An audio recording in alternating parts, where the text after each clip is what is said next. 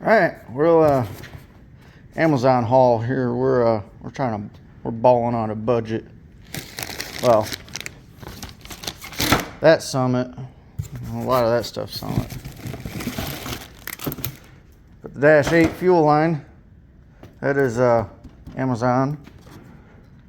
Fuel cell adapters, that's Wysil, Amazon.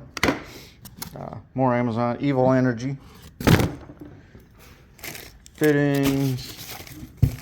More fittings. More fittings. All kinds of fittings. And we're going to take all of this and put it in there. Somewhere in there. Alright. So, wrap tape around it. I don't have a hacksaw, so I'm using the good old death wheel. Wrap tape around it, cut it off. I already made one just to make sure I was doing it right. And then peel the tape off. Try to peel the tape off.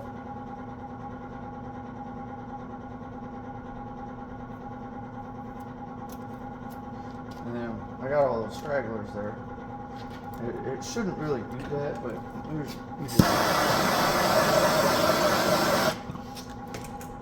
best to do that with a fuel line that hasn't been used yet.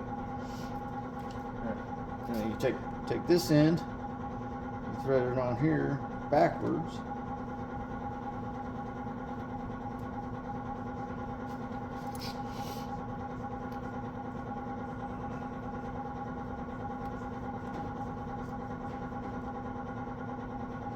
Do that till it's right. You can't really see.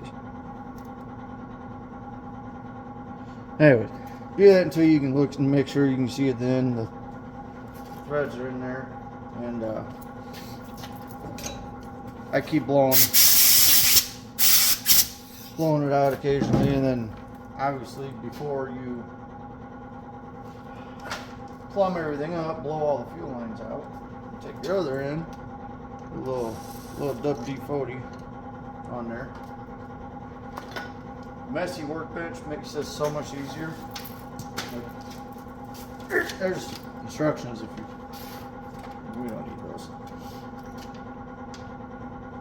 This doodad. This one's a straight one, so it doesn't matter what direction it goes. Little clamp there. I've been taking my soapstone and I drop it, break it, because that's what you do. Lovely. Take the broken piece, I have a mark in it right at the base, so that way as I'm tightening this up, I can tell whether or not it's pushing the hose out.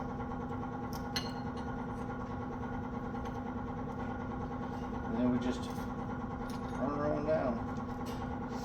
And if you're wondering, this is it's a Craftsman all steel AN wrench, 1 inch diameter. Used to be able to get these exclusively at Sears, and now they're kind of hard to find. Lowe's sometimes has them.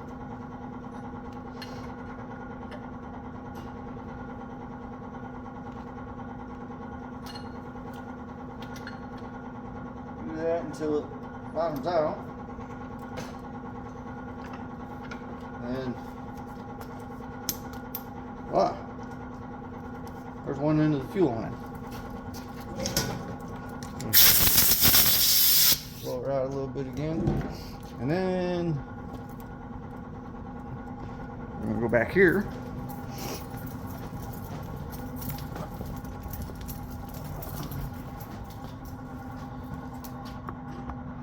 Where we has all our stuffs.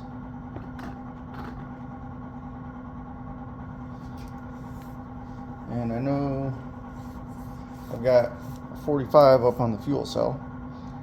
The other one I already did. It's kind of somewhat laid out. I forgot a couple fittings, so there's that. That should be plenty. Now we're gonna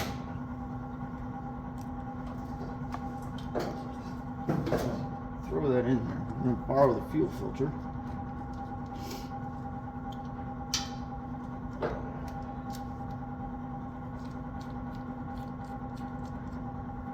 Just so I can get an idea how long the line needs to be. You don't want them strung tight, you want a little slack in them, so that should be plenty right up there. Now, take this black Sharpie. And I'll mark this black hose, which you won't be able to see. So I'm going to keep my thumb there anyway. Now we're going to go back over here. The more cramped shop you can have, the best.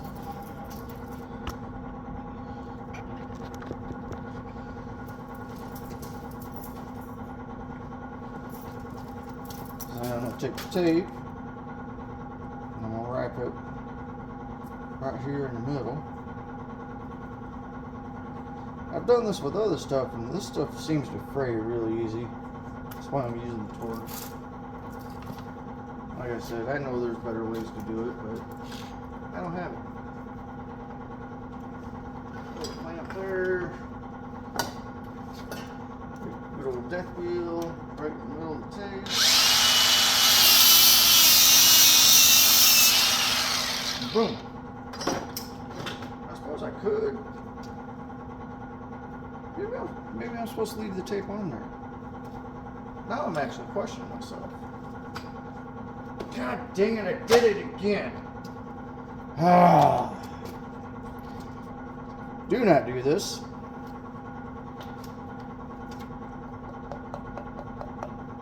No. Okay. I did it the last time and I wound up with a bunch of crap in it already. Luckily, it was somewhat okay.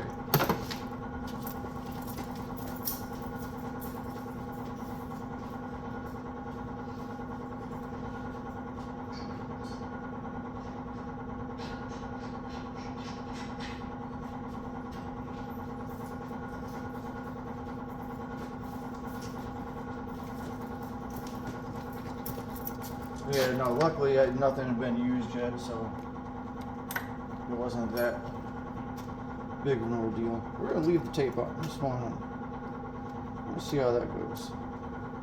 Again, thread this in on backwards.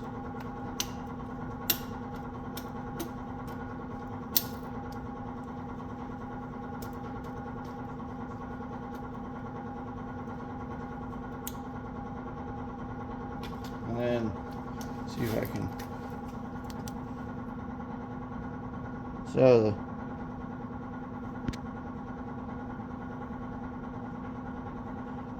the hose is right there, bottomed out.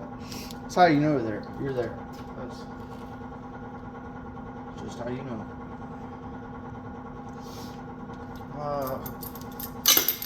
Always throw your aluminum fittings on the floor to screw up the threads. Make sure they stay tight and don't come apart.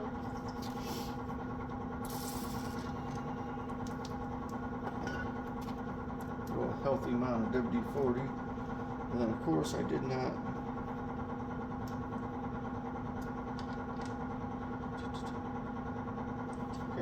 because this one is different. I should have showed you back there, but because my fuel cell's up here, my pump's over here, I can't do it like this. So I have to make sure when it's done, it is sitting like that.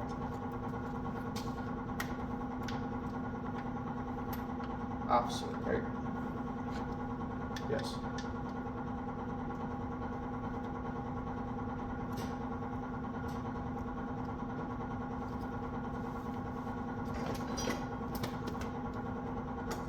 Where'd my broken soapstone go? And again, folks, this is why you have the bench just as clustered as you can, because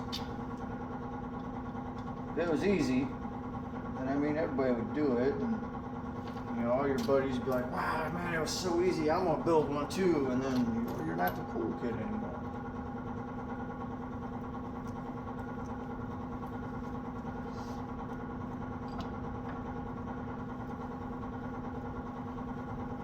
Maybe that's why they have those fancy little jaws that sit in there and hold it so it doesn't rock back and forth.